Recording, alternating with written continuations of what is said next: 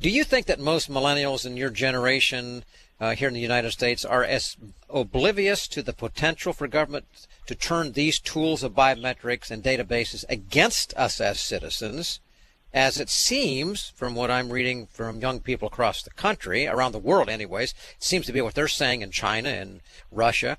The statement I often hear is this: so what? Everything is monitored anyway, so what makes the difference? Isaac, what difference does it make to you as a millennial, and what do you think the millennial generation here in the United States is thinking about all of this technique for gathering information through Facebook and cameras and all that kind of stuff? What's the attitude?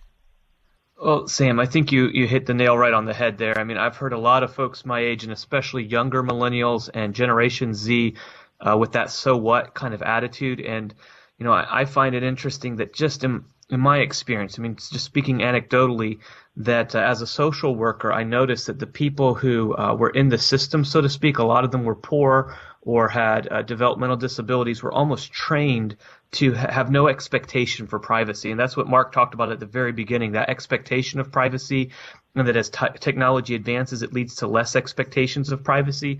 As a school teacher, I have seen this in the schools now, that the more technology we have and kids are doing everything virtually and everything digitally, they often don't even go outside and do stuff anymore. They do it all on their computer, they're getting that way. I mean, less and less teenagers I know want to even drive. They're looking forward to self-driving vehicles. It's almost as if the technology has done that. It's bred in us a desire for an easier way out, and that comes at the expense of our own freedoms.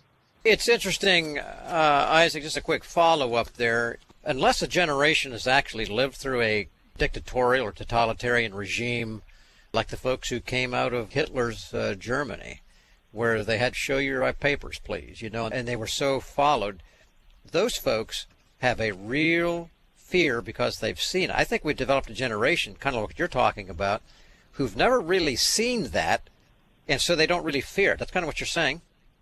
Yeah, I think you're exactly right. We don't have anything to fear, we think. And we don't really understand the nature of man, and that's a real problem.